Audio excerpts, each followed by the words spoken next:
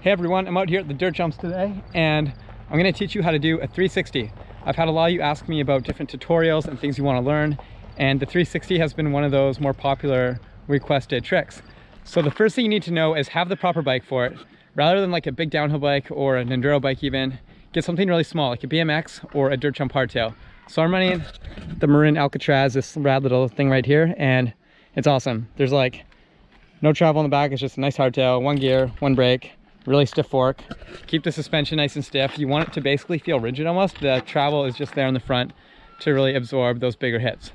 The number one thing about a bike like this is the really short rear end. Now this makes a huge difference. Having short chainstays will make it so you can actually rotate the bike around easier and smoother, and it's just going to be way less effort. A dirt jump bike or a BMX is my number one recommendation when you're starting out. Having the right jump for a 360 is really important. That's the next thing you need to know. So all the jumps at this park are a really great example. They're awesome because they all have nice long takeoffs. They give you lots of time to carve on when you're spinning. They have slight step ups to them, so the lower consequence. Something like this jump, which I'll be doing 360s on, it's a soft landing, steps up, and it's just really good. Like, it's got a taller takeoff here, nice small gap, so it's perfect setup for learning, really. I mean, this is pretty intimidating for most riders, but it's really good for learning tricks once you're at the point where 360s are something you can seriously consider working on. Now let's really get into the details on spins themselves. As you approach the takeoff, prepare to spin by preloading and getting ready to pop off the lip. A big mistake lots of people make is turning their head and looking back too soon. Wherever your head is looking, your body will go. Remember not to turn your head right away. Be patient and don't carve off the lip very hard.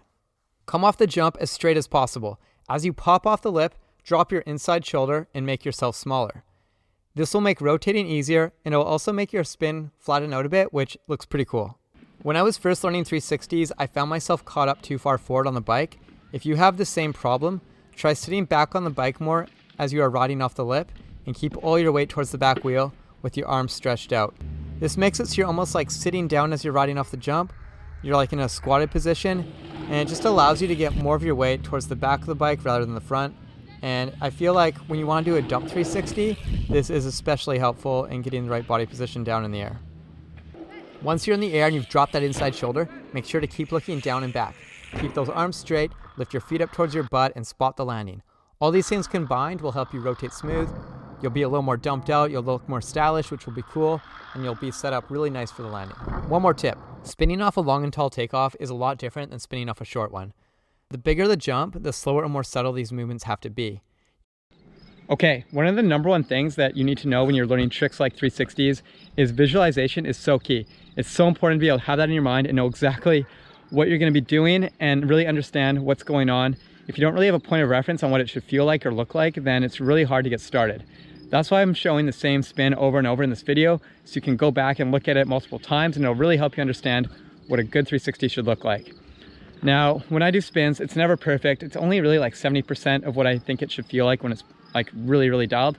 So they're never gonna be perfect, but if you really understand how it's gonna feel, then you'll always be able to execute it and get it around, and it's gonna become easier with time. The second thing is repetition. Honestly, it probably took me like at least 6 months to start getting 360s around consistently. And then after that, it took like years to get them really smooth and really flowy and dumped out. So it takes a lot of time. Make sure you have that nice good practice jump with a soft landing. If it's a step up, it's even better because you can land slower and it's lower consequence. All these things are going to give you a great setup. So I hope that helps you guys. I hope that this was really valuable for you and you're learning something. If you have any more questions or comments, please leave them below, and I would love your suggestions on what sort of videos you'd like to see in the future, because I'm stoked to do more of these. So stay tuned, and thanks again.